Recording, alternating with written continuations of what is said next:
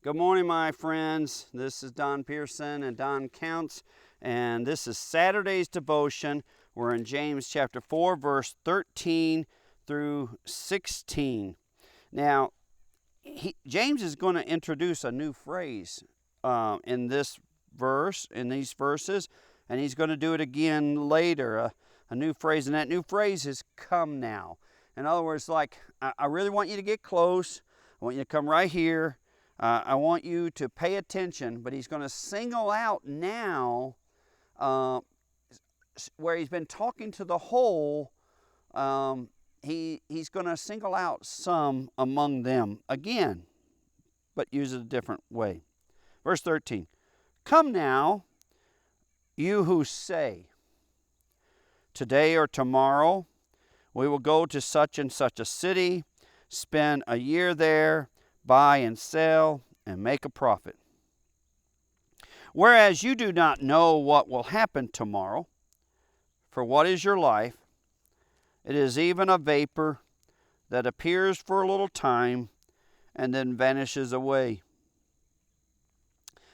This section of scripture here dealing with is often used by some to mean that you don't make any plans, you don't look into the future. I suppose you can use it for that purpose, and I know it has been. And yet there are other passages in the Old and New Testament that talks about it being wise to count the costs. I think it has to be a balance.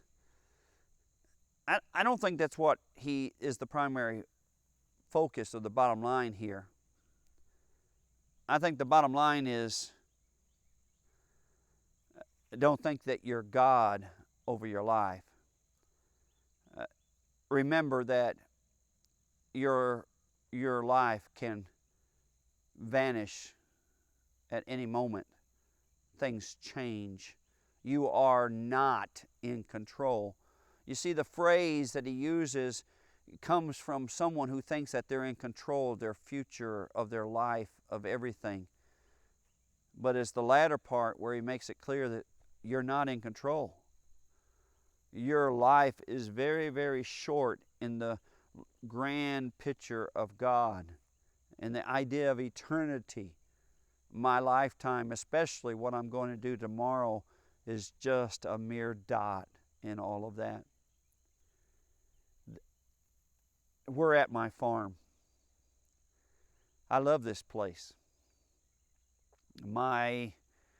And it seems like the older I get, the more I love this place.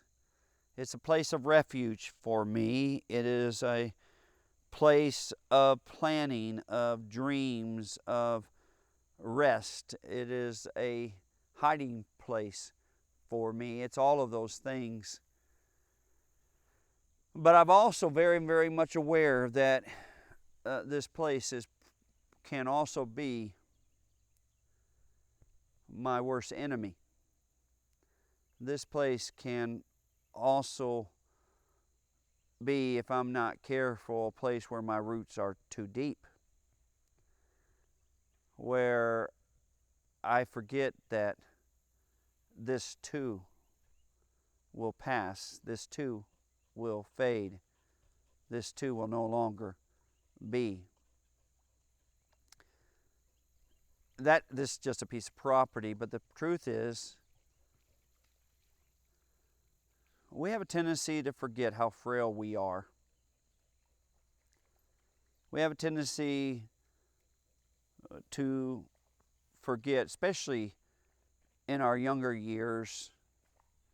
We think we're going to live forever. We think we have all the time. This passage is just a reminder that our whole goal is to seek God and not anything else, and He's the one that's really in control of our tomorrows. When I was in Belize, there were a few individuals, and every time they would commit, they would say, if the Lord's willing. If the Lord's willing. They had a hard time committing to tomorrow. I'm sure this passage was part of that phrase. It's not a bad phrase, by the way, if the Lord willing. The bottom line, my friend,